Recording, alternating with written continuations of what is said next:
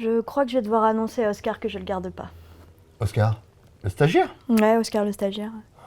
Pourquoi? Il est toujours aussi nul avec les contrats? Oh, m'en parle pas, c'est de pire en pire, hein, vraiment.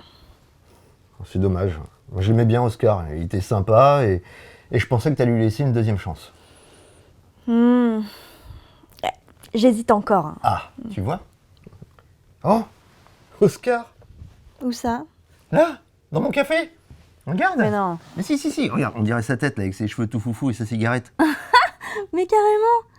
Non, attends, mais c'est dingue. Laurent, c'est un signe, ça, hein. Ah mais ouais. Le signe de le garder ou le signe de le renvoyer? Ah.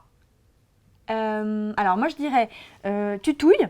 S'il disparaît, bah il disparaît, tu vois, c'est logique. Ouais. Mais alors par contre s'il reste, bah je vais être obligée de le garder. Ok, je touille. Ah vas-y, touille. Non, tout touille encore, c'est pas assez. Touille mieux. Ouais, c'est bon. Quel suspense alors? Il est toujours là. Non. Putain, c'est fou ça. Le café a parlé. Ah ouais.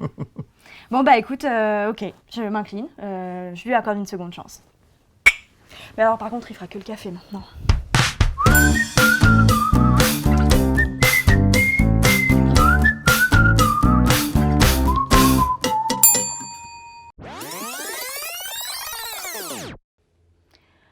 Je crois que je vais devoir annoncer à Oscar que je le garde pas. Oscar, le stagiaire? Ouais, Oscar le stagiaire. Une pareidolie est un phénomène psychologique impliquant un stimulus, visuel ou auditif, vague et indéterminé, plus ou moins perçu comme reconnaissable. Ce phénomène peut consister, par exemple, à identifier une forme familière dans un nuage, de la fumée ou encore une tache d'encre, mais tout aussi bien dans un bruit. Ici, il s'agit de savoir s'il faut donner une seconde chance à Oscar. On voit bien que Clem a du mal à prendre sa décision qui est complexe. Elle hésite, et elle est sans doute à la recherche d'informations complémentaires pour prendre sa décision. Elle va alors se raccrocher à des informations plus intuitives. Laurent, lui, a repéré une forme dans son café qui ressemble à Oscar le stagiaire. Est-ce un signe? Le signe de le garder ou le signe de le renvoyer? Clem va reconnaître ce que propose Laurent comme un argument à prendre en considération. Nous pouvons donc dire que ce biais cognitif facilite pour Clem une prise de décision rapide en prenant en compte des données partielles.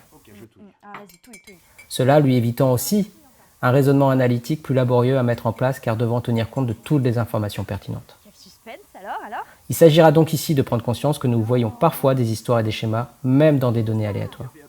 Et il est important d'être critique vis-à-vis de ce biais cognitif car ils sont à la base de jugements très souvent erronés. Mais alors par contre, il fera que le café maintenant.